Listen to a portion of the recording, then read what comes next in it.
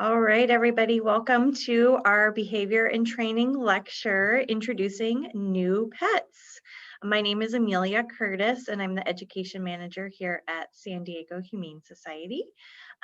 Before we get started, I'm going to show you guys some events we have coming up and an adoptable animal, and I'll also go over just some of the housekeeping items for today, and then I'll introduce you to our speaker and our special guest that we have attending tonight. So I'm going to share my screen.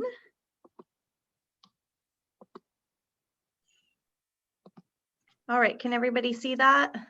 All right, so first I just wanted to invite everyone to, whenever you're interested in what events we have going on at San Diego Humane Society, to visit sdhumane.org events or /events, and then scroll down to the bottom where it says community engagement events, and you can see here that we have a bunch of stuff. So this is tonight's lecture here, and we have some great ones coming up on Thursday. We have grooming, and then next month in June we have clicker training for cats. This class will specifically be about grooming needs and vet care needs, so how to make some of those experiences more positive for your cats. And this will be a guest speaker, not part of our behavior and training team, that will be doing this. And then we have a veterinary lecture coming up, common surgical procedures that your pets may need to experience at some point and what the benefits of those are. So you're welcome to visit those. I will also share them in my follow-up email with everybody. I also wanted to share an animal available for adoption. Juliette voted for a rabbit today, so we are sharing Charming, who is a staff pick, which means that somebody on our staff decided that Charming was worth getting some extra promotion. Charming is a 3-year-old Dutch rabbit, and one of the best qualities about Charming is that when he's getting petted and the person suddenly stops, he, let's see, it says he nudges with his nose to continue, so he likes to get lots of pets. It looks like he may have had some surgery. He does have a little bald patch because of that, but it's growing back, so I will share information about him if he's someone that you might be interested in adding to your pet family, or if you know someone who might be. All right, and then just for this evening, you're welcome to have your cameras on or off. That's entirely up to you. We ask that you stay muted unless you're asking a question. So you can do that with the microphone, or you can use the chat box to ask a question. As Juliette mentioned, keep it general during the presentation if you'd like, and then she can get to some specifics towards the end of the presentation. And then we do have a special guest this evening. We have Ryan here, and I'm gonna let him introduce himself. He is our interpreter for this evening. Hello, my name is Ryan. I'm gonna be interpreting today's presentation. I'm from the interpreting program at San Marcos, and I'm happy to be here. Thank you, Ryan. We're really excited. We're going to be recording this with Ryan's interpretation as well, so that if you know anyone that might benefit from watching the recording, you're welcome to share it with them. He will also be joining us on Thursday for the grooming lecture. So with that, I will give it away to Juliette, who will lead us through our pet talk on behavior and training this evening and introducing pets. Awesome, thank you, Amelia. So welcome everyone, I'm Juliette. I'm the Community Training Coordinator at San Diego Humane Society. That means I get to organize all of our pet training programs for dogs and cats.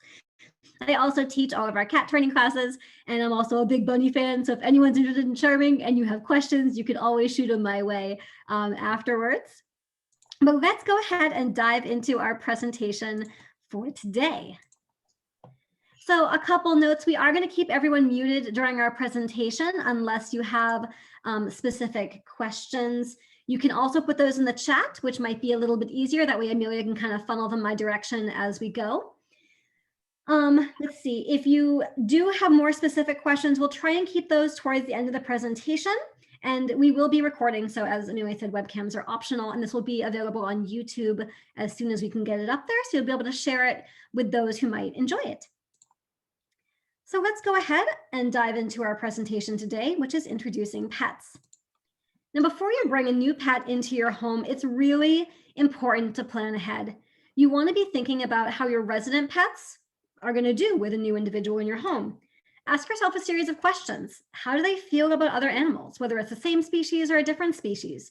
So maybe think about how their reactions are on walks or at the park or at friends' homes, families' homes, when they meet other pets. If they're watching out the window and a cat shows up in the yard, how does your dog do? Or how does your cat do? Be thinking about those things before you bring someone else into the mix. Additionally, how does your pet do sharing space and resources, including your time? Do they get jealous if you're hanging out with other family members or other pets that may already be in the home? Because you're going to have to do some adjusting as a new pet comes in, because obviously they're going to need some of your time and resources as well. Another important consideration is, how does your pet do with change? Some pets roll with change really nicely, and some are much more sensitive. So being mindful of that with your specific pets will make it will be an important consideration when determining when and how you bring a new pet into the home. Additionally, it's really good to know how your pet behaves when they're frustrated or they're overexcited, because having a new pet come into the space is exciting, but it can be frustrating, it can be stressful, and we want to make sure that we know what to expect from our pet based on their previous interactions and behaviors with other individuals and with us. Think about your household. How do you currently spend your time and resources with your resident pets? And what do you anticipate changing over the next several years? Our pets can live from 5 to more than 10 years, depending on what types of pets you're bringing home and how old they are. So be really mindful about that. Do you plan on moving? Are you expecting any big household membership changes, whether it's, babies or kids going off to college or roommates coming and going? Be aware of all of those different types of things that may influence your pets' lives in your home. Be thinking about any major schedule or routine changes. And now is a great time to be thinking about that, because the world is opening up again. Our time at home is going to change. I'm currently working from home, so I am anticipating a change in my schedule coming down the road as well. Be thinking about health and age-related changes. If you are getting a puppy now, what does that look like down the road? If you, again, are growing and aging as we all are every day, just be aware of the demands of your pets, demands of your pet over the course of their lives and how it relates to ours. Obviously, be thinking about the expenses that come with a new pet, and that will vary based on their ages and their energy needs, their breed. All different types of things like that are going to factor in. So start thinking about that in advance and how a new pet will fit into what you already have going and what you expect to come down the road. Once you've decided a new pet and what type of pet is going to be a good fit for your home, start preparing as well in advance as you can. So purchase all the supplies that you're going to need. And if you are bringing home a second pet of the same species or an additional pet of the same species, make sure that you're duplicating items: beds, litter boxes, toys, leashes, collars, anything like that that you might need. Have duplicates of them. Even if you expect that eventually they may be willing to share things, start with duplicates just to make sure we minimize stress as much as possible for both individuals. And make sure that you're adjusting your resident pet's routines in relation to any new spaces the pet might be occupying or any items they might be using. Kind of set that up in advance. So if you're planning on keeping the new pet in, let's say, a spare bedroom or an office for the first week or a few days, make sure that you close that door and stop allowing the resident pet into that space before the new individual shows up. That way it isn't an additional change on top of having a new exciting thing behind that door. Think about the space that that pet's going to be in when they come into your home. How loud is it, both inside the home and also with outside influence involved? There are a lot of noises on that side of the house from outdoors, whether it's neighbors or construction or traffic or things like that. Think about how busy this space is. Is there constantly foot traffic going by, or are people playing or doing things outside of that door or that space that are louder? Think about that sort of thing. If you're closing off a space to your resident pets, how did they use that space before? Are they going to be frustrated they can't get in there or stressed that they can't get in there? Do they have beds in there or a favorite toy or a favorite activity they would do with you? Be aware of how that might influence their behavior. And make sure that your new pet will have a quiet, secluded space within the space you're putting them in. So if you're putting them in a bathroom, make sure that they also have a space they can hide in or, kind of escape to in that space, whether it's a crate, if you're, talking about a dog, where they need a bit more room than a bathroom. Make sure they're going to have a quiet space to escape to within the space that you plan to put them in for a few days. And again, set that up a few days before they arrive, if at all possible.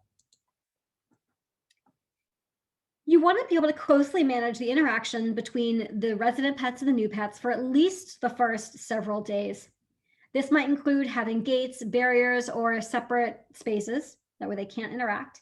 It might mean that you have different walking schedules, that you're feeding separately, and different play schedules. So make sure that you're budgeting all of that additional time that you might need to spend setting this up and making these things happen into your routines.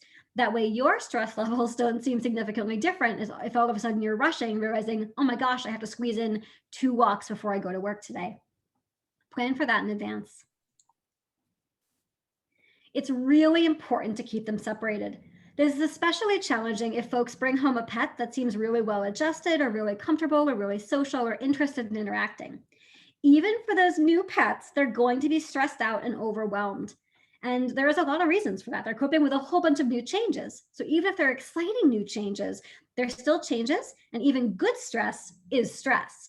So it's going to take them a bit of time for their stress levels in their body from both stress hormones and neurotransmitters, which we'll talk about in a bit, to kind of calm down and come back to baseline levels.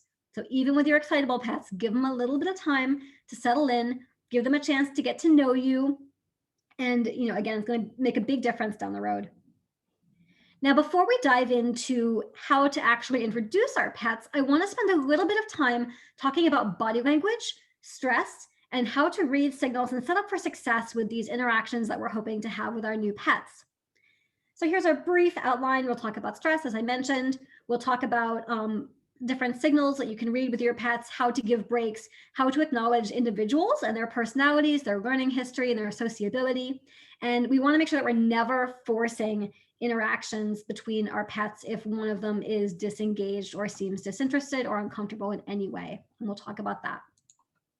But first, stress. So stress is any sort of emotional arousal. There's good stress, like playful and excitable behaviors, and this is often associated with the neurotransmitters serotonin and dopamine. There's also bad stress, like fearful or frustrated behaviors, and that's associated with the hormones adrenaline and cortisol. High stress can take several days to clear the body and return to baseline when it comes to us and our pets. And it makes a lot of sense. Think about it with people. If someone jumps out and yells boo, you startle, but you recover pretty quickly. It's a very short burst of adrenaline, very small burst of adrenaline. If, however, something more traumatic happens, you get into an accident or something like that, it can take up to 72 hours for your body to come back down to baseline levels. So you may not always see stress externally. It is oftentimes a very internal process. So be really mindful of that. If your pet's really stressed out, like coming to a whole new place, whole new sounds, all new smells, all new individuals, that's going to take some time for them to settle down from and come back to baseline. So those first couple days, give them their space. It's really important. Stress is often subtle. It may look like avoidant or displacement behaviors, like one pet pushing another out of the way, whether it's for affection or food or toys. It could look like them looking everywhere but at each other or what you want them to look at. It could be any type of fidgeting behavior, whether it's scratching for no apparent reason or yawning or sneezing, any repetitive behaviors. More obvious escalating stress signals might be growling or hissing or other agitated vocalizations. You might see stiffer or more tense body language. You might see swatting or snapping or lunging behaviors. Let's go into some more detail about that. So as general rules, when it comes to eye contact, most rules are universal across species. In general, direct or sustained eye contact is pretty uncomfortable, and even friendly eye contact. If I look at you and I'm like, hi, how are you? And I'm making direct, excitable eye contact, if you don't know me, that's pretty big and kind of uncomfortable. Same sort of thing for our pets. We want to be really mindful of that. Big direct eye contact can be overwhelming, whether it's from us or from other pets in the home. Wider eyes usually indicate higher levels of arousal, and they can range from excitement to fear, like we kind of just demonstrated. Softer, more closed eyes indicate lower arousal. It means an individual doesn't feel threatened, they feel safer and calmer. And you can think of those soft, kind of blinky, squinty eyes that you'll see in pets who are relaxed. Moving on to faces. Facial expressions are going to vary by species, but there are some general trends. If you see more tension in their facial muscles, they're more aroused. And again, it could be excitement and play or fear and threat. If you see softer muscles in their face, they are, again, it's lower levels of arousal, they're calmer, more content, and they don't perceive a threat around them.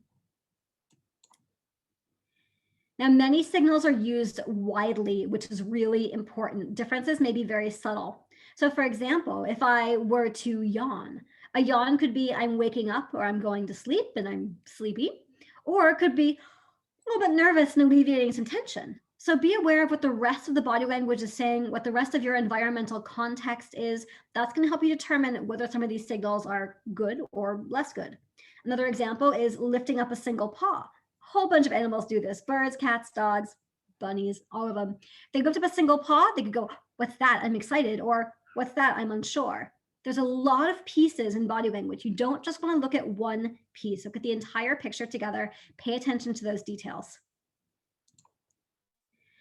Now, in general, body language, looking at the rest of their body, posture, position, orientation, their hair, their fur, muscle tension, direction of motion, all of those things make a big difference.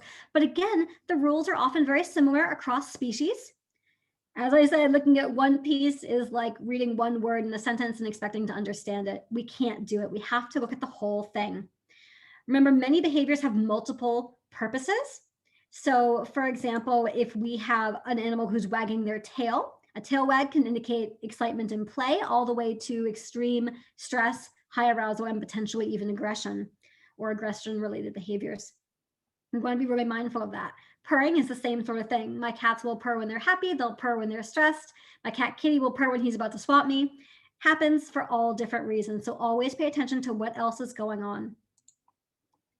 Looking at muscle tension in our pets' bodies, muscle tension is also a really important indicator of where our pets are at.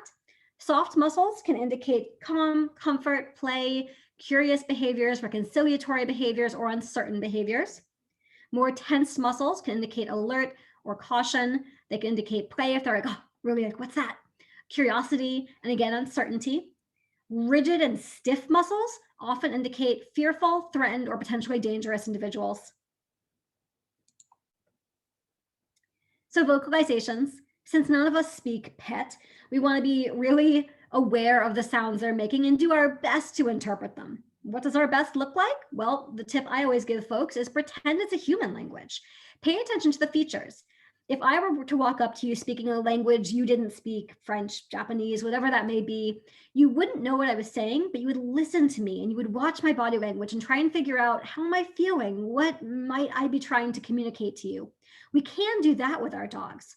So what I like to recommend is listen to what your pet is saying with the sounds they're making and say to yourself, what might I be saying? How might I be feeling if I sounded like that? It gives us a general idea of what they might be trying to communicate, doing the best that we can with a completely foreign language. A good tip is to remember that excitable sounds are typically faster and goofier, much like my voice is right now. It's fast and goofy. Stress sounds are typically slow, clear, and drawn out. Think about someone saying your full name, Juliette Samantha Nash. I am in a lot of trouble. So it'll be very similar with our pets.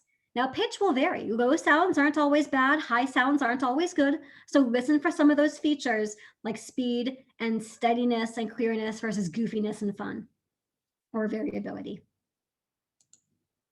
Let's look at some more detailed examples of these so you can kind of really see what we're talking about. So really quickly, relaxed pets with their eyes and their facial expressions are going to have soft, neutral, squinty eyes. Their ears will be up in a neutral position. Their head will be either normal, neutral, or tilted. Their faces are soft. Their breathing is normal. Their lips are loose. Their mouth may or may not be open. And you may even see some bottom teeth. But you can see it's very relaxed. Their tongues, the mouths that are open, the tongues are very relaxed in those mouths. As far as their bodies, they're usually curvy, wiggly, and soft. Their fur is flat, their tail is at the height of their body or slightly lower. They're in very neutral positions. For cats, it may be up. It really depends how your cat likes to hold their tail.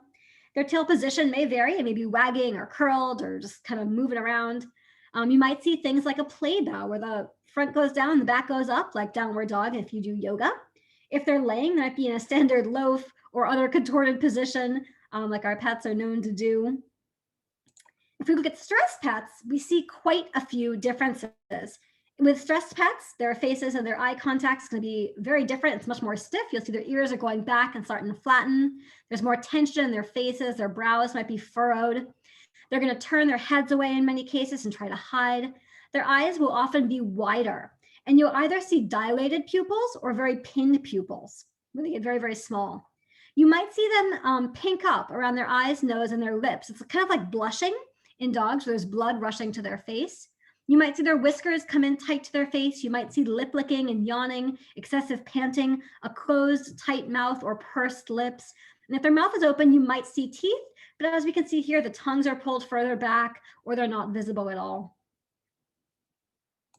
As for their body language, their bodies are often lowered to the ground, closer to the ground, or cowered and tucked in. Their tails might also be tucked or raised above their back. Their fur is often raised up. On dogs, it's called the hackles, that mohawk along their back.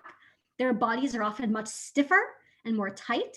They're hiding under things, again, trying to make themselves smaller or invisible. You might see them shake it off. That's not just a Taylor Swift song. It is also a stress relief signal. You might see them pacing, shifting their weight backwards, and again, doing excessive or repetitive behaviors like jumping, grooming, or other things like that. And again, more avoiding and hiding. Now, potentially harmful pets are also going to be very clear in their signaling. In this case, it's usually not very subtle. You might see their ears either perked up and pointed forward towards the target or flattened against the head. Some of these signals will be more offensive versus defensive. You might have hard eye contact, or what's sometimes referred to as creepy eye contact. You will often see wide eyes and dilated pupils. You might see the whale eye, where the whites of the eyes are visible, like in that dog on the lower left. You will often see very tight facial features. Snarling, growling, and lip curling are things that you'll often hear or see. You will oftentimes see teeth exposed, where they're not hidden behind a tongue. The tongue, if it's visible, is often pulled back. Again, lots of tightness around the lips if it's open or closed, and the mouth may be open or closed. Depends on what we're seeing. The rest of their body language, they are often doing what's called freezing, or they're squared off. Their spine will be straightened out in alignment. They may be hypervigilant, where they're very, very sensitive to movement in their environment, moving almost robotically in some ways. You might see, again, the fur or tail raised up and stiff. You may also see an animal who tucks their tail flat by their rear legs, or has it flat by the rear legs, not tucked in, it's just straight down by their legs. You might see a cat enter that Halloween cat or S posture shape. And again, you might see them tucking their weight in forward or backwards as if they are going to be springing in your direction. Whew, shake it off. So our goal with interacting with our pets is to make sure that our pets are comfortable. So what you want to see are those nice, relaxed pets in those first few slides of this section. You want to make sure both pets are comfortable before taking any step of the introduction process. And that's both pets, not just one. That is super, super important. Additionally, you want to see your pets choosing to engage in other behaviors when around the other individual. So let's say that my cat can see my other cat, but they can also look away and look at a toy or at me, or they can groom. They want to be able to notice the pet, but also do other things. You're looking for that level of relaxed and comfortable. All right, face-to-face. No, not really, guys. We've got a few things to do before we can introduce our pets face-to-face. We want to start our greetings with the individuals still separated, which might sound a bit strange at first. But we want to make sure that their first actual face-to-face impressions feel good. And we do that by starting out of sight with things like scent, sound, and then moving in sight with line of sight interactions that use distance and barriers to help keep them safe and comfortable. Scent is one of my favorite tools for building enthusiasm about new individuals. as much as you can, as soon as you can, get something from the individual you're planning to bring into your home, the pet you're planning to bring into your home, and put it into your resident pet space.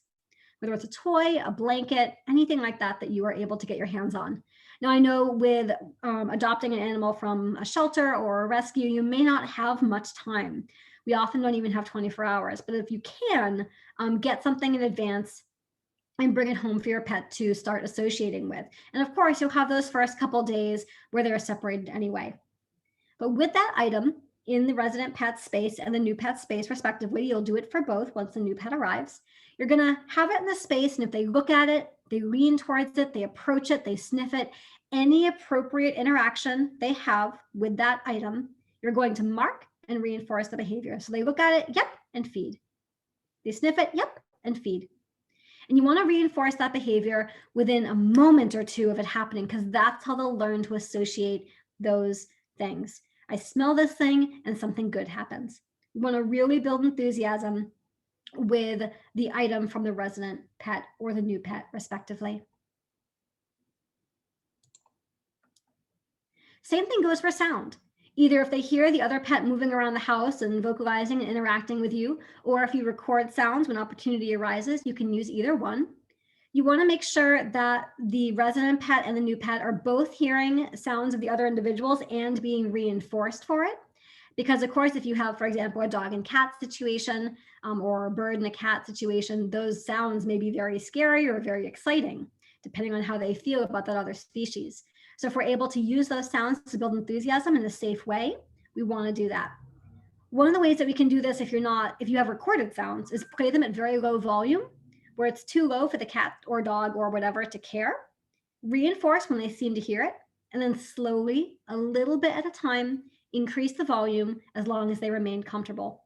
If they do start to become at all nervous or uncomfortable, decrease the volume, do a few more repetitions where they feel comfortable and are relaxed, and then end your session. It's really important to always end these sessions on a good note where your pet feels calm, comfortable, and confident. So again, we always want to end our sessions while they're going well. We want to reinforce any appropriate responses with sounds or items that are happening while we're in that session. Anything. Don't wait just for the big moment to happen. Any behavior they do in response to an item or a sound they hear, reinforce it as it's happening. Really, really important each step of the way. Let's talk about context briefly. Context is so important when we think about behavior. It's really, I guess, critical to understanding how our pets are behaving and why they're behaving the way they are. So before we move them into a line of sight situation, think about how you're going to set up the space they're going to be in. So let's talk about this a little bit more on our next slide. Because let's see. Yeah, let's talk about context on the next slide. Okay, so we're thinking about what's about to happen. We're getting ready to move to line of sight with distance interactions. So think about this. What steps will you take to ensure safe interactions? Does that mean that you're going to be aware of the time of day, how busy it will be outside, how busy it will be in the home? Because that context and the external environmental context can influence inside the home interactions. You want to be aware of what's going on that day in the home and how your pets are feeling already before the interaction starts. Are they relaxed or are they stressed? Have they been to the vet that day? Are they really riled up from a playtime? Think about all of those pieces before they interact for the first time. Think about where it's going to happen. How does the resident pet feel about the room that you're going to be doing the interaction in? If you can be outside of the home, where are you going to do that? What might be happening in that space? Ask yourself all of these types of questions and really dig into them before you set up these interactions, even if it's just a matter of making sure that you are comfortable with what you've chosen to do. Think about if there's anything else in the space that might cause conflict and what's there to begin with. Are there spaces in the room you're going to meet in, for example, where your cat can hide or get away? Are there things they can get into that you will have a hard time getting them out of? Be aware of what's already in the space. Are there things in the space, again, that might cause conflict? Toys, food bowls, beds. What's in the space already that might be problematic? And again, what will the day look like before your interaction or the day before your interaction? If they go to the vet the day before and the next morning you do your introduction, they might still be pretty stressed out. So think about, again, context on a longer scale as well in regards to stress. If the interaction isn't going as well as you want, even on the low level where they just get stressed as opposed to upset, how can you interrupt safely? Whether it's cats, dogs, or other pets, do you know how to interrupt an interaction if it isn't going the way that you were hoping? Think about that, plan for that. That may mean that you have a blanket nearby, or you have an animal on leash, or you have a water bowl or something like that to interrupt if you need to. Now, hopefully with early interactions, they won't be close enough for any of this, but think about it. Think through what those things might look like if, for whatever reason, something happens. Think about how you'll build confidence in both pets before, during, and after the interaction. How will we help them feel good while this is happening and they go into it feeling good about what's about to happen? Go as fast as your most cautious pet is comfortable. That can be hard sometimes, especially when one pet's really interested. Let's talk about that. So sociability is one of my favorite topics to talk about for a lot of reasons. It gives us so much information about how our pets' interactions go, what we can expect throughout their lives, and how to set healthy expectations for our part for how we want interactions to go, what their socialization looks like. Now, this comes from an article that I've read, and I'm happy to share it with all of you after the presentation. There's an article about dog sociability, which is where this comes from, but it applies across a lot of different species as well, although I can't vouch for the percentages. So there are four main categories of sociability in dogs. They are social, tolerant, selective, and aggressive. Social dogs are about 10% of dogs, as are aggressive dogs. And tolerant and selective make up about 40% each. So as you might imagine, your social animals are social. They make new friends readily. They tolerate a very wide range of behaviors, both good and less appropriate. And it's mostly puppies who are, again, very open to new experiences.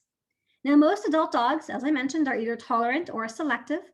Both are able to make dog friends, but as you might assume, the tolerant dog is a more tolerant individual of a wider range of good and bad behaviors. So they might be more willing to tolerate the very assertive player at the dog park, or the pushy puppy who always wants to play and chew on their ears. Your dog's selective dog or other pet may have less tolerance for that sort of thing, or they may be more particular about who they like to play with or how they like to play, or whatever. Basically, if you can be picky about it as a person, your selective pets can be just as picky, and they may be picky or selective about one thing or several things. It depends very much on the individual. It's a very, very broad category. The last category is aggressive. And aggressive doesn't always mean fight or bite. It's a very broad category, ranging from fight or bite all the way to I'm just disinterested. Maybe that individual prefers to hang out with their person or their cat, their dog that they live with at home, but they're not really interested in that many other individuals. They may still have some friends, but they may not be looking for any more. It's really important to note that as animals age and mature, they go through several, if not the majority of these different categories. They may go through them in the short term or the long term. So for example, imagine that you have a larger breed puppy and they're going through a growth spurt. And while they're normally social, one week they're just a lot more sassy and disinterested and almost aggressive towards other dogs. If they're going through a growth spurt, they might be experiencing growing pains, and they might be in the short term more aggressive or selective about who they interact with or how they interact.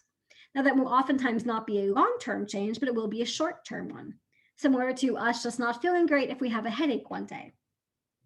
Additionally, as our pets age, they are more likely to move into selective or aggressive categories because they're simply in a bit more discomfort. If they have more aches or pains throughout their bodies, if they're losing their hearing or their sight, that can make interactions very stressful or uncertain. So keep in mind, as your pet goes through their lives, as they experience different things, as they learn and they grow, their social interests will shift and change.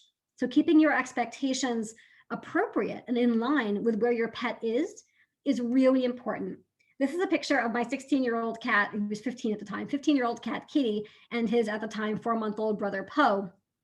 And Poe wanted to be Kitty's best friend, and Kitty was not quite so interested in the kitten who wanted to tackle him in the hallway.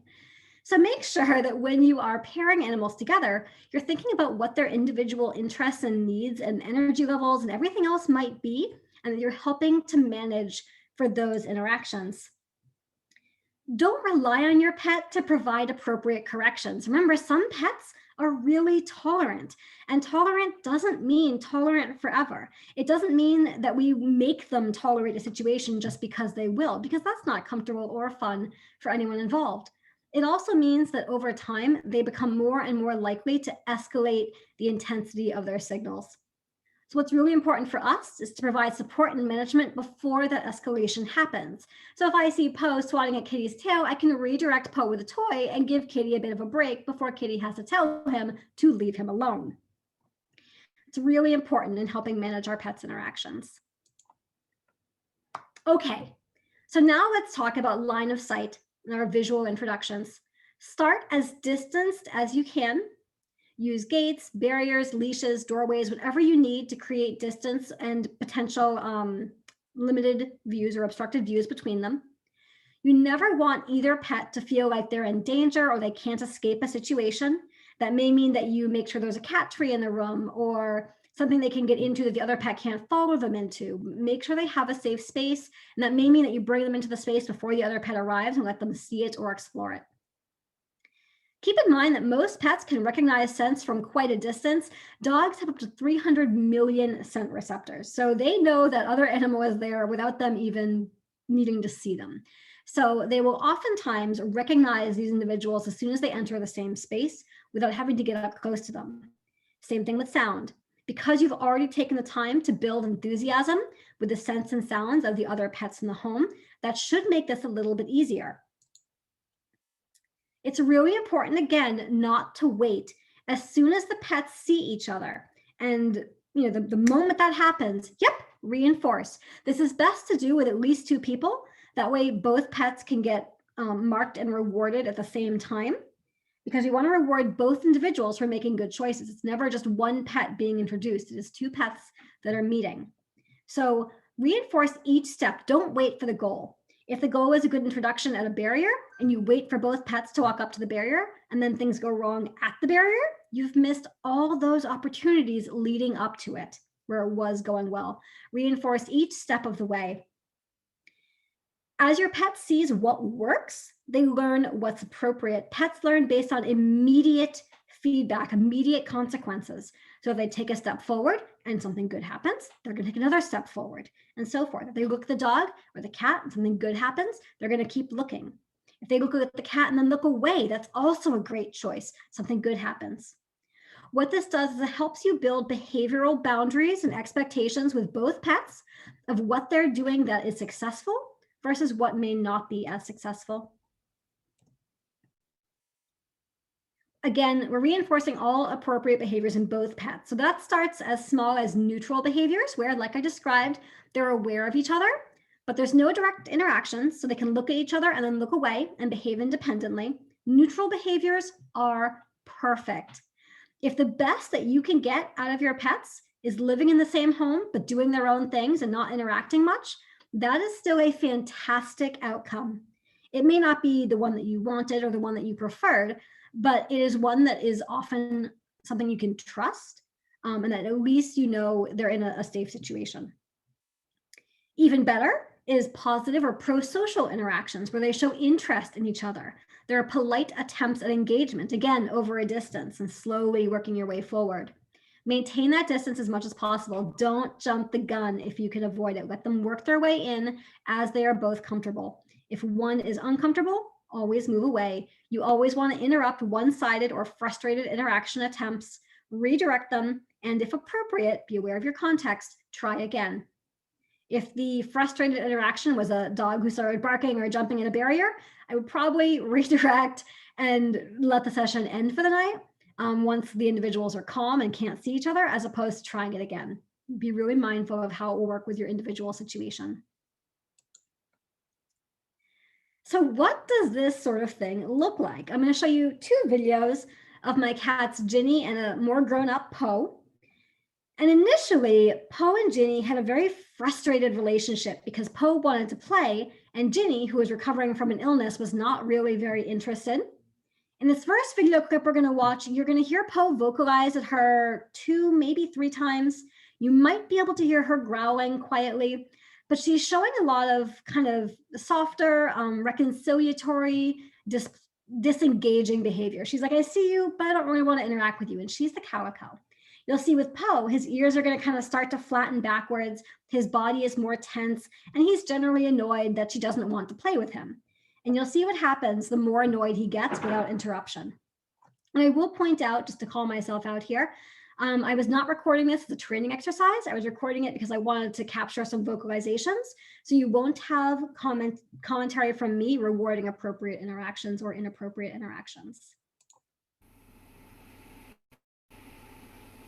He's blinking, she's looking away and saying, nope, I want to do something different.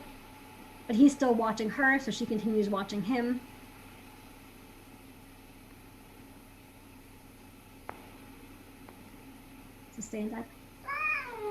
Sustained eye contact, and he's annoyed. You can see his tail's getting faster. She's still staying pretty soft. He's getting more annoyed. She's growling at this point. And watch what's about to happen. So they're still staring. She's about to move. And he gets frustrated. And he's not actually trying to do harm. He's just like, oh, you're running. I'm going to chase you and make you play. Again, not ideal. So you can see as she started to move backwards, because she could see that he was getting more agitated, she kept her eyes on him. That wasn't really an invitation to play. It was a, oh gosh, you're going to play with me whether I want to or not. I'm moving out of the way. You can see his ears are so flat, they're basically attached to his skull. Now, a couple months later, here's an early, actually their first attempt that we are aware of at mutual play. And you can see that Ginny initiates a lot of it.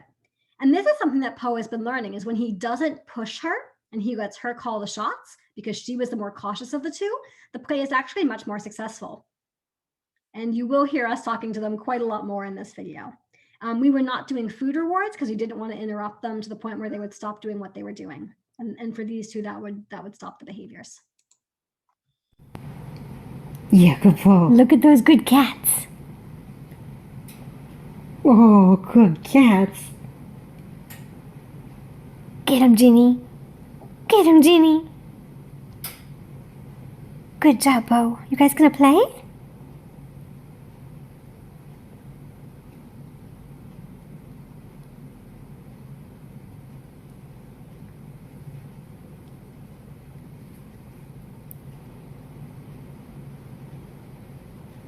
Promise it's coming. Those are all neutral behaviors right there.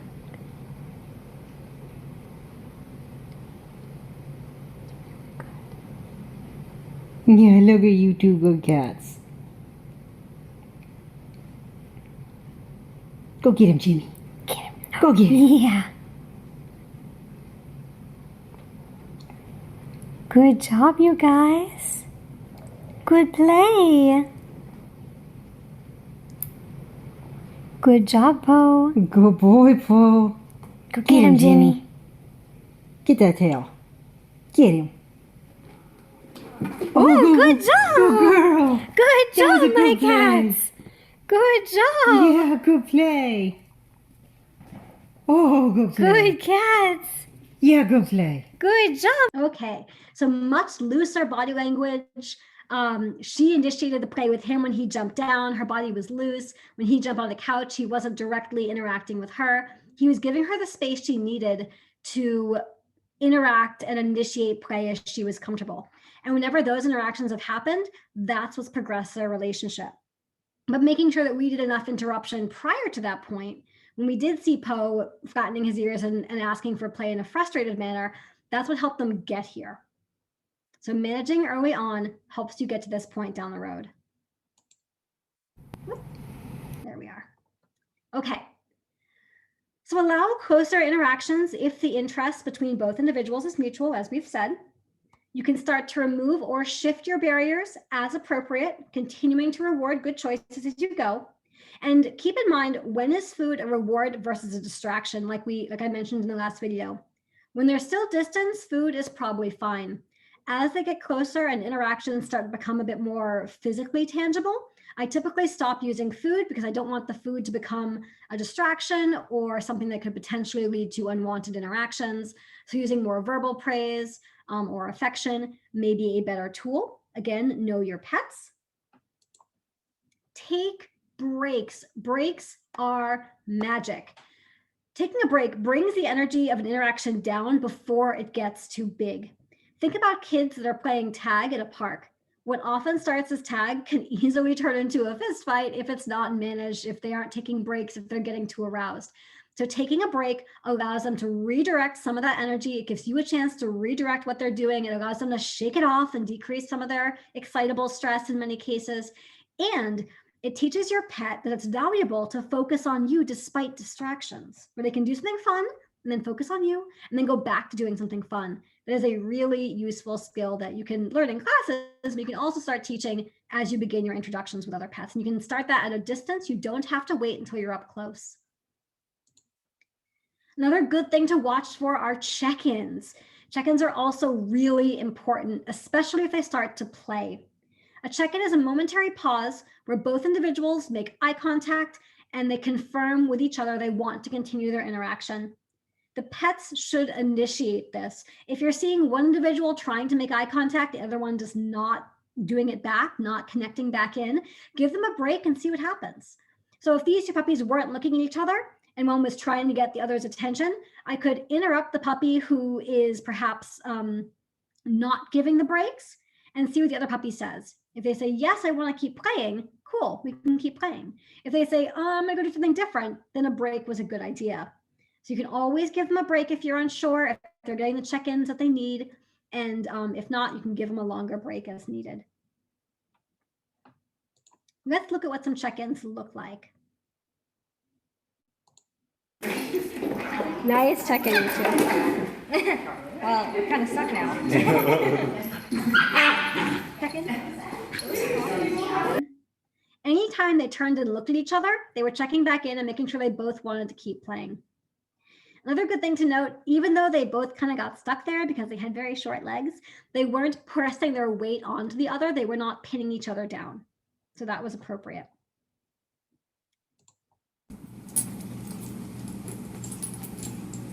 Second word. Checking in again.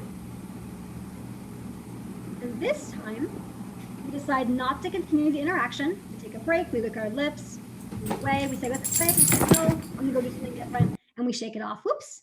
And here's our last one.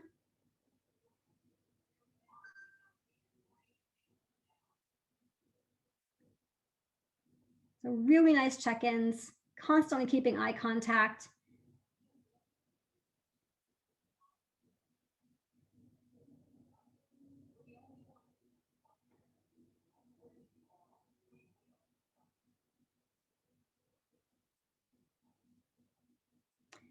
Very polite sniffing there. Both dogs were engaged. The spotted dog didn't look uncomfortable. So really nice check-ins and interactions there as well. Really nice example of play there. So let's go ahead and talk about some more specific examples of different types of pets.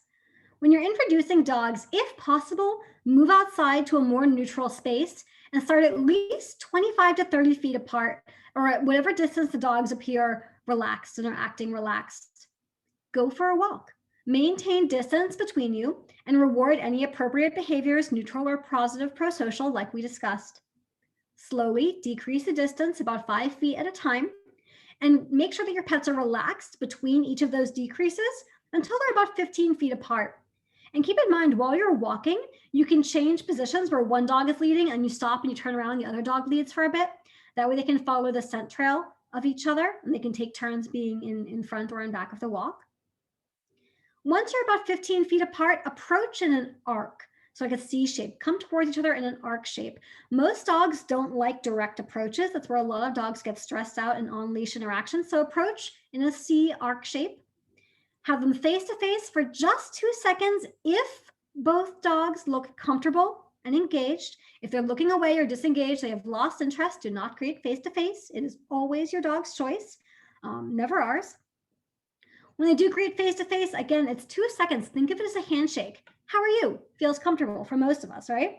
But hi, how are you? How's it going? Those long handshakes get awkward really fast for most people. So with your dogs, 2 seconds, 1, 2, how are you? That's how I think about it. How are you? Let's go. Walk them away. When you walk away, again, move away in an arc shape. That's going to be more comfortable for both dogs. They won't feel followed. They won't feel threatened. That's a good way to do that. And then from there, you can slowly start adjusting what their interactions look like. If they greet again, if they go somewhere to play, you'll have to judge based on what your dog's individual interactions are. When you're introducing cats, keep in mind it may take days if they're very cat social and they've lived with cats before, or it may take months, even for cats who have lived with cats before. With our cats, Ginny and Poe, Ginny came into a home where she was the third cat. About 8 months later, we lost one of our cats, unfortunately. And a year after that, we brought home Poe. And she was actually very, very, very upset about Poe, which we had not anticipated. So that took quite a long time to get them living comfortably together. And again, she was sick for part of it, so that influenced things.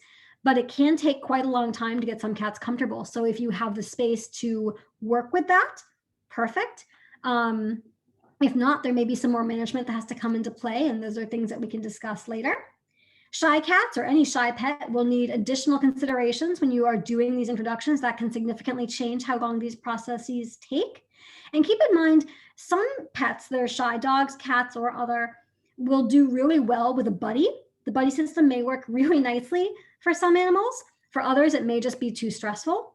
So some shy cats will have a buddy in the house, and they'll use that buddy to build more confidence with their environment and with their people and maybe other pets in the house. But for some cats, it's just one more thing that they have to overcome to become comfortable and relaxed. So be really mindful that shy pets will often need additional considerations and management. Always watch and listen very carefully to make sure your cats are comfortable. Work with doorways as much as you can. Working and interacting underneath doors or doors that have a barrier over them that your cats can't get over very easily, that's ideal. We want to make sure that we're not putting them in situations that can result in cat fights. So be really mindful of how to set up your space and manage it in such a way that they can't do harm if they do seem uncomfortable with each other. Keep in mind that toys and play can work really well for some cats, and you can keep distance between them to avoid overstimulation or surprise. One of the exercises we did with our cats was turn-taking play, where you may have seen the round placemat on the carpet during the play interaction with Ginny and Poe. That's one of their training mats. They were going to sit on a mat and do work from there. They all have their own spots that they go to. And we did that with play. We would have them each sit in a different area, and we would have a wand toy that would start on one side. We'd say Ginny, and we'd have her play, and we'd say Poe, and we'd have him play. And they were going to sit in their own spot and play. And they began becoming more confident with the other's behavior because they could see that those swatting behaviors and those excitement behaviors weren't directed towards them. They were directed towards a toy. And they became more comfortable with how that other individual liked to play and interact. So that for our cats was really useful. Dog and cat interactions, scent swapping, sound drills, those types of things are really important for them. Even if they've lived with other dogs or cats before, it's still really important to give them time to get comfortable because, again, every individual is going to be different. Their experiences are all going to be different. Your dogs must be on leash and calm before they interact. If possible, engage your dog in some play or enrichment before they interact. And enrichment we'll talk about in more detail, but it's magic for everything, basically. Make sure that you're interacting at a distance with barriers for at least your first several interactions. Reward both pets again for appropriate behaviors. This is especially important to have two people because you'll need to maintain distance and you'll need to make sure someone has a grip on the dog's leash. So make sure you have at least two people there to reinforce the pets for their appropriate behavior. Make sure that you're able to redirect your dog's attention if they aren't offering it. If they're watching your cat, make sure you can take their attention off your cat. Or if your cat is like super focused on the dog, same sort of thing. Make sure you can redirect their attention off the other individual. It may make sense to work on training that behavior during the few days they're apart, where they look at or they smell or they hear the individual either through a window or through a screen door or a glass door or something like that, through some sort of barrier. Make sure that you can redirect their attention away before they're face-to-face in a closer environment. Keep the interactions short and calm. You want to be especially mindful in most cases of your dog's energy levels to make sure they're not getting too riled up or too frustrated. And keep in mind that in most cases, your cat will set the pace. In this interaction, they are typically more of the prey species than the predator species, although some cats will obviously stalk and go after dogs, not to eat them, just to get them out of their space. So just make sure that we are being mindful of that sort of thing. As far as other pets go, keep in mind there are usually very significant size differences between other pets and cats or dogs. There's oftentimes potential predator and prey interactions, or at least situations also. So what your goal is at the end of the day, at best, or at worst, I suppose, is your pets can tolerate each other and choose to ignore each other. If you can get better interactions than that, perfect. But if the best you can get is just tolerating each other's existence, that's ideal. You want to go very slowly and make sure that you are really watching for stress signals, for excitement, for increasing interest or focus. Watch for any of those signals that you may see, again, the predator-prey relationship, if you're looking at a dog or a cat and a bird or a small mammal. Really important to watch for those things. Watch for hard eye contact, watch for very attentive movements. Obviously watch for stalking and things like that. If possible, observe your pet's interaction with similar species in the environment. So, what does your cat do when they're watching birds outside the window, or your dog do when they see rabbits in a field? Squirrels, any of those types of things. Know how your pets react to those animals in other environments, because that might give you some good information about management, about what you can expect, about whether or not that may be the right pet to bring into your home. And as far as management goes, always, always, always really think about how you're going to have environmental management set up to maximize safety in your space, both during introductions and after the fact. When we had my bunny out, the bunny was never allowed to be free range with the cats until we knew the cat's behavior pretty consistently with the rabbit. Although that rabbit could hold her own. She took no guff from the cats. But always be really aware of your pets, what they're capable of, what their interests are, and how confident they are in their own environments. Keep in mind also that many small mammals are very sensitive to change and to scares. Some small mammals, hamsters, guinea pigs, things like that, can be very easily startled. They can have heart attacks. You want to be really aware of how stressful the situation is that you're putting them into. Okay, enrichment. Enrichment, and we've given presentations on this before, is one of my favorite topics to talk about in conjunction with training. It is just a beautiful parallel tool to use. It's both mentally stimulating and exhausting. It's a good way to calm down high energy pets before introductions. This is really important, especially if you suspect that they're going to have differences in the way they like to play or interact. So with Kitty and Poe, my older cat and my kitten, we learned that if we did high energy play with Poe, which is different from enrichment, but if we did high energy play with Poe before they interacted, he would not tackle Kitty in the hallway. He would be much more appropriate with him.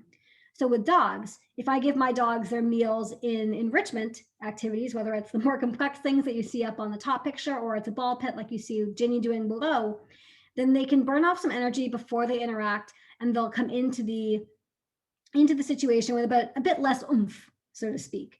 So be really aware of how we can use different tools like this to bring their energy down and to set them up for more success. Enrichment can also build confidence, which obviously is always a good thing to do for our pets, and they're in a new environment or a familiar one. And you can also use enrichment as part of your scent exercises that you're doing. That ball pit could be crumpled up balls of paper or actual ball pit balls, or maybe it's a few of the cat toys are mixed in there. Maybe it's a few of the dog toys mixed in there, or maybe it's treats, buried in a blanket from one of your pet beds. You can use scent as part of your enrichment as well. The last tool I'm going to mention for tonight is going to be mat work. Mat work is a lot of fun to teach your pets, and it's also super, super functional. There's so much you could do with mat work, and my cat students will tell you I talk about it a lot. So mat work is when you teach a pet to settle calmly or work from a designated spot, mat, whatever you'd like it to be, perch, and you're going to teach this behavior before they meet each other. So you want them to know what going to their spot is, or whatever you want to call it, settling down is, before you do introductions. This will help you build focus, with your pet and introduce the concept of staying on a mat with increased distractions in your environment. So Poe is sitting on his mat here, and at first I'm just going to reward him for sitting there. And then I'll slowly start adding distractions like, moving around a little bit or rolling a toy a couple inches, small things like that. And then slowly adding more and more distractions or using distance or different things like that.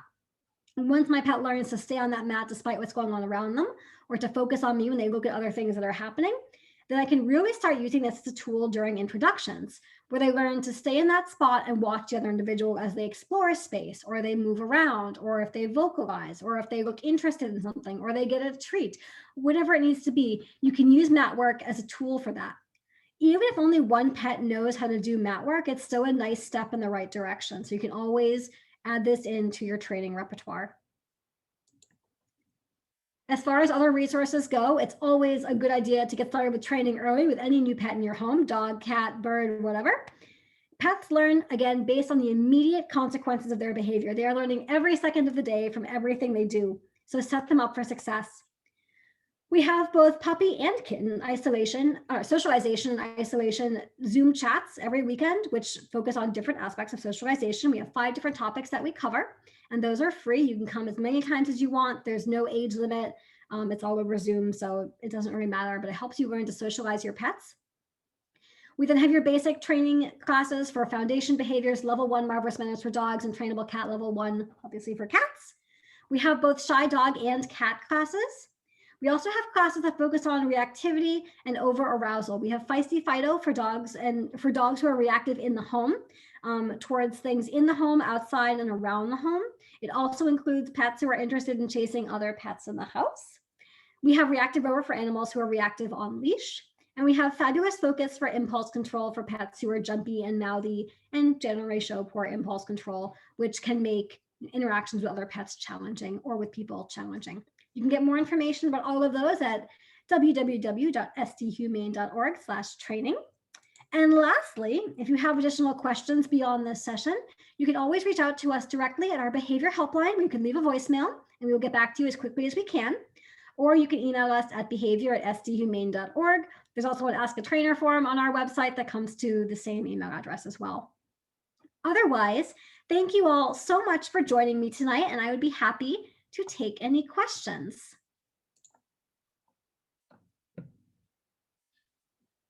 Sorry, your cat didn't like the yowl. Sorry, I should have warned you. My cat didn't come out and yowl, so I'm pretty excited about that.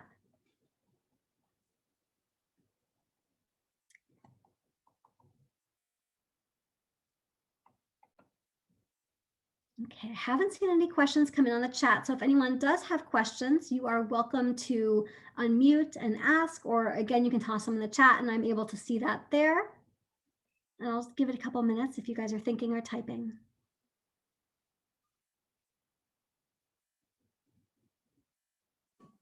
Hi, this is Shayna Pfeiffer. You'll see on my screen as Raymond Preeks, I'm on my husband's computer here, and we're introducing to cat. And one of my questions that might be relevant for others as well is in the visual kind of interaction. So where you have like a baby gate or some other kind of screen to do some of those interactions. Do you typically recommend having kind of, only having visual interactions when you're there helping facilitate the engagement? Or is it okay to have it open all day long while you're working and they can just see each other and do whatever, through those gates? Or what do you typically recommend? That's such a good question. It very much depends on the individuals. So with our cats, even though we had 2 who didn't get along, we had observed them enough that we knew it wasn't going to get physical in any concerning way. So we were able to let them share space. But we all know cats can jump baby gates. So unless you really know where they're at with their comfort levels and what you might anticipate from their interactions, I would say be there to monitor their interactions until you have a really good feel for how they might go if one of them jumps over into the other space. I would definitely monitor initially. And again, that will depend on the individual cat. So yeah, that will be a bit more specific, but definitely monitor until you are sure. And I see a question in the chat. Do you have any tips for introducing two pets who know each other into a new environment? Let me think about that for a second. Two pets who know each other. So if you're in a new environment and are they already comfortable with each other? If they're already comfortable with each other, then you're probably okay letting them into the space around the same time and letting them explore, just rewarding exploration and rewarding any appropriate interactions between the two. Feel free to comment. I just thought you unmuted. Feel free to comment on that if there's like additional pieces. So it's a mother and a puppy who have been in a house together, and we're adopting them both. So we want to know how, we've had a dog before, but never two. And so we're wondering what are good ways to introduce them to this new environment where, they're going to be living together. Yeah, so they are very familiar because obviously mother and puppy, they've got a history. So what I recommend is look up a training game called LAT, L-A-T. Look at that. It's a game, and you can use it with any pet, where they look at something and you look at that. They look at it, yep, you reward it. It's a way of making exploring things really fun. You can also play a similar game, like modify it for sound, like with that, or whatever you want, sniffing something. But playing the look at that or what is that game, it encourages your pets to explore their environment, to check things out, and builds confidence and enthusiasm in that environment. So whatever they look at or see or interact with, just toss them a treat, reward that behavior. And if you have two dogs, maybe tossing treats may not be ideal unless they're on different sides of the space. But I don't think you'll have as much trouble with their interactions as much as you will just building confidence in a new environment. So I would reward any good interactions in a new space with the space, whether it's hearing noises outside or whether it's just being unsure as they move through, reward anything that they're doing to build confidence. Yeah. Thank you. You're welcome. Any other questions? Any tips, not for introducing a cat to another cat necessarily, but just cats that walk through the neighborhood or the garden and our cat gets really upset. Yeah, right. And that's not uncommon.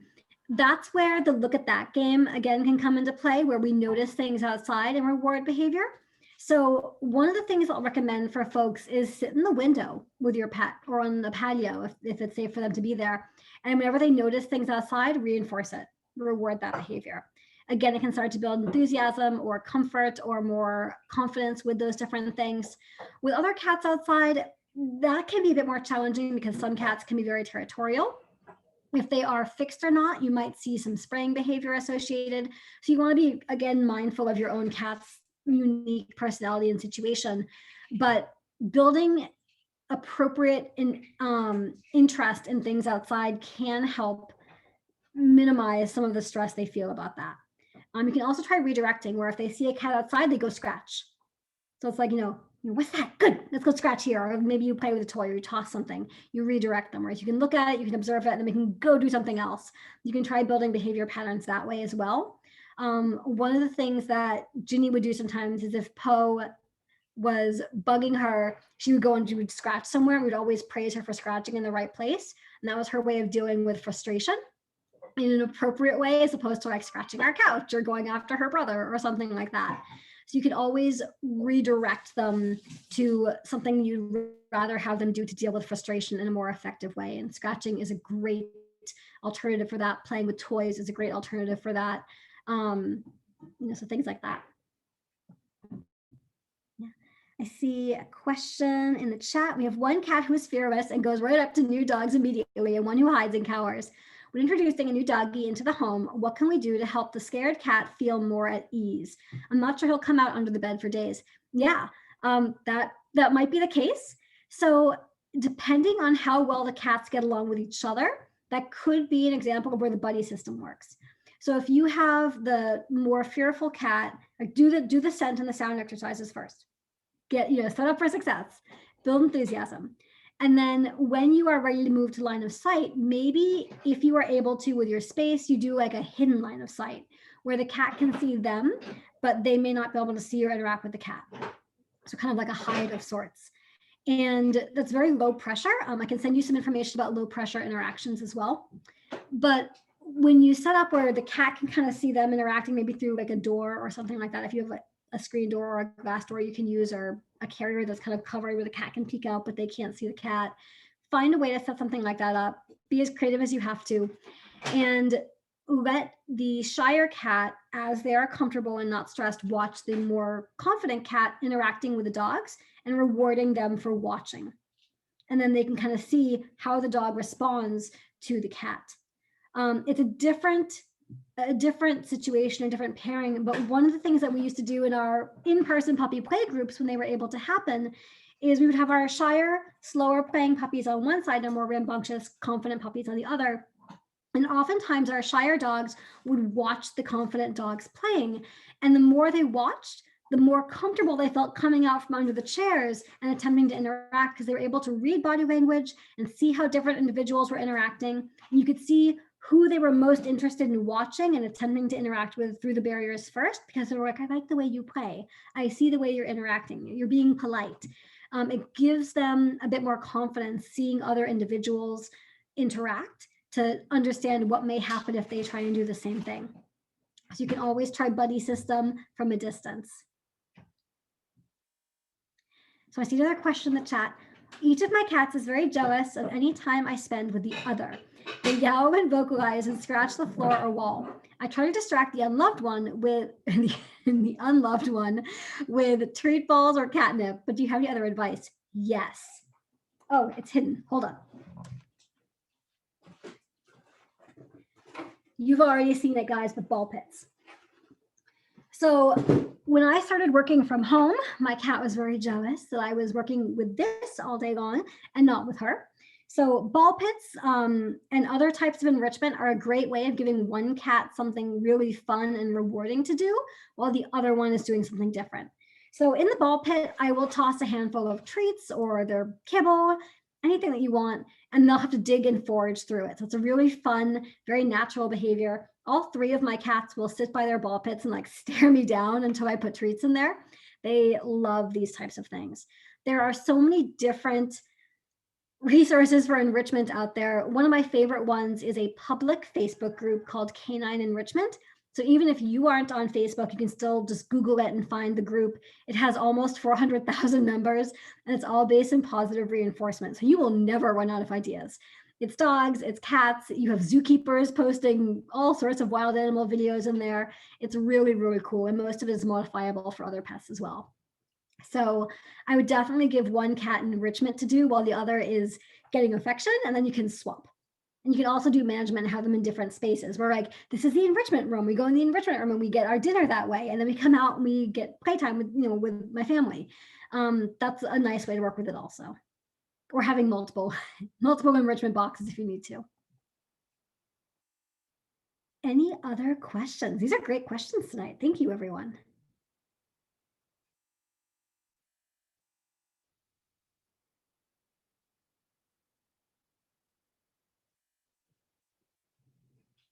All right, well, it looks like that might be the majority of our questions for this evening. As Amelia said, we will be sending everyone a copy, a copy of the presentation once we've got it recorded and up online. And we'll also be sending you a follow-up email with some handouts and like links to the articles and the different things that I referenced during the chat. And you can you can send us additional questions from there as well. All right, thank you everybody for attending. We really appreciate it, and we'll be in touch with all that information. Bye. Thank you so much.